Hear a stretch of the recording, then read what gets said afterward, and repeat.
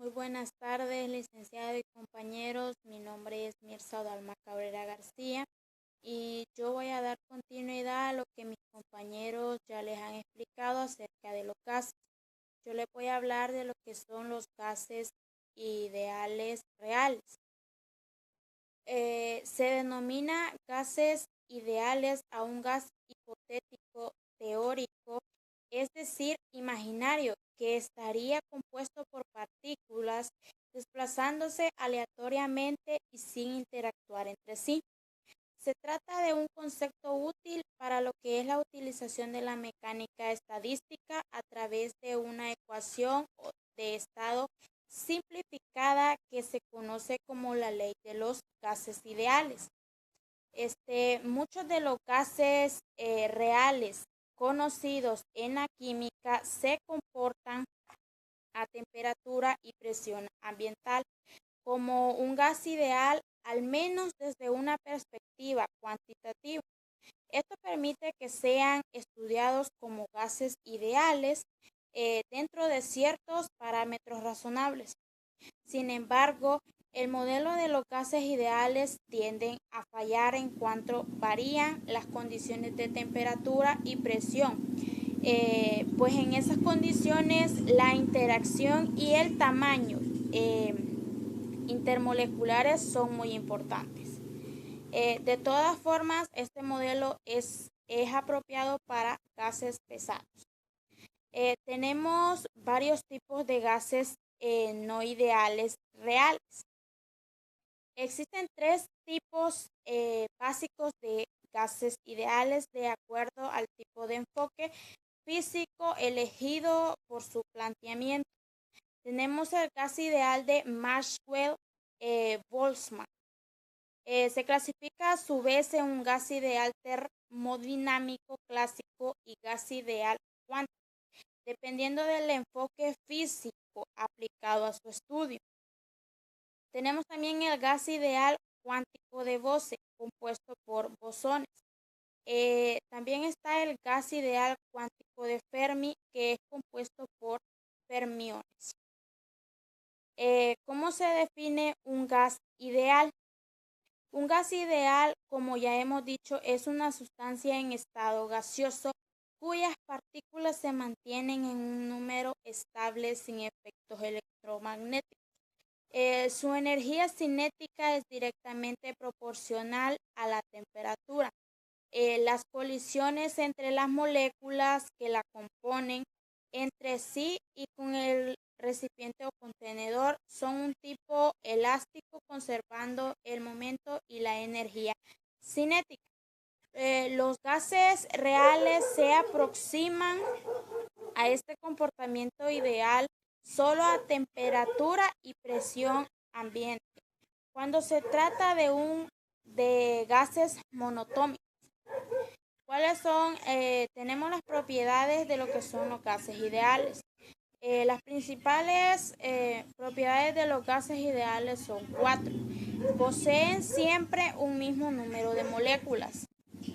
No existen fuerzas o atracción o repulsión entre sus moléculas. No existe colapso entre las moléculas ni cambios en su naturaleza física, cambios de fase. Las moléculas de gas ideal ocupan siempre un mismo volumen a las mismas condiciones de presión y temperatura. Eh, en, en el estado de lo que es la cantidad de materia gaseosa se formula en base a 4 variables distintas, que es presión, volumen, temperatura y número de moles de gas. La relación matemática ideal entre dichos factores es justamente la ley de los gases ideales. Se predice el comportamiento de la mayoría de los gases reales a temperatura de lo que es la presión ambiente. Esta ley permite calcular alguna de las 4 variables a partir del conocimiento de las otras 3, según la fórmula que así lo expresa, que es esta. Esta es la fórmula de lo que son los gases reales. Que P representa lo que es la presión de gas. B representa lo que es su volumen. N el número de moles de gas que debe permanecer constante.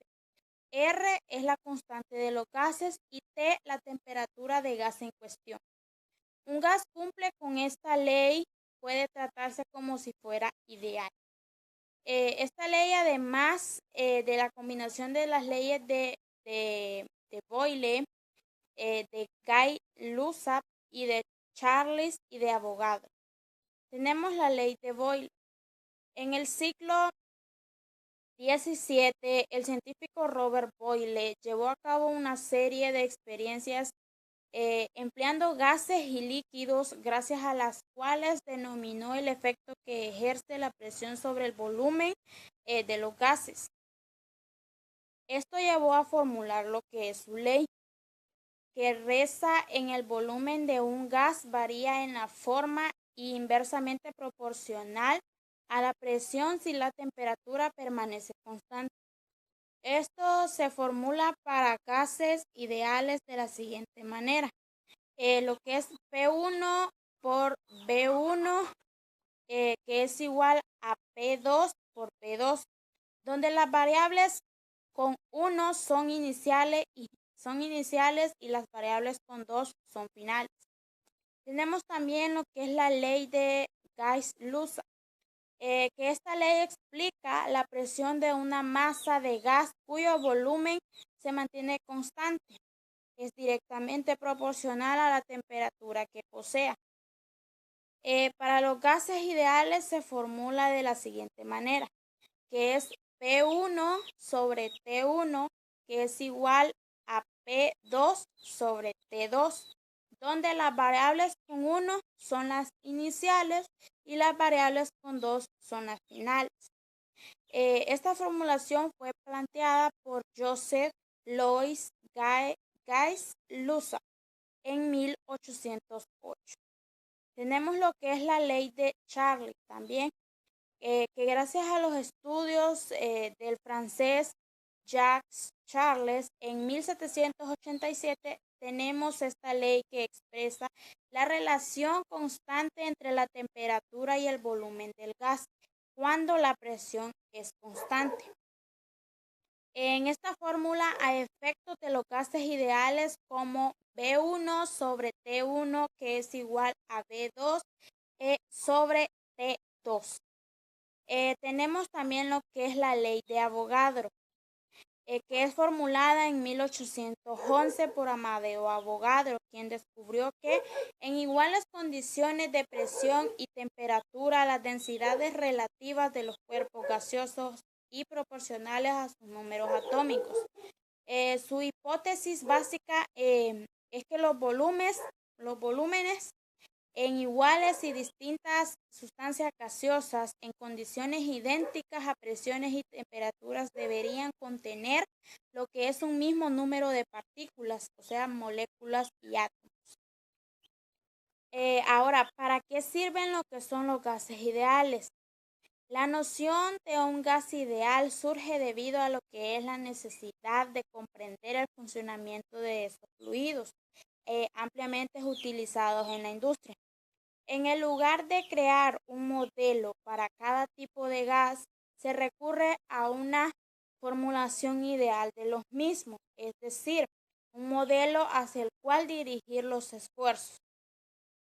Los gases no ideales son los gases reales, es decir, los que existen en la vida real y cuyo comportamiento no siempre se ciñe a lo que se predice. La ley de los gases ideales. Esto se hace más evidente en el caso de los gases pesados, como lo que es el vapor del agua o el CO2, que suelen comportarse de acuerdo a patrones propios. En cambio, gases monotómicos livianos como lo que es el hidrógeno suelen ser más próximos a lo que es un gas ideal en condiciones normales.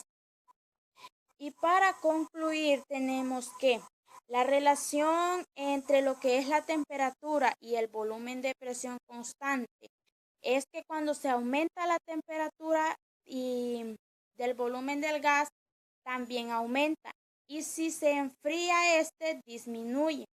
Esto porque al aumentar la temperatura las moléculas tardían un poco para alcanzar los que son las paredes de un recipiente.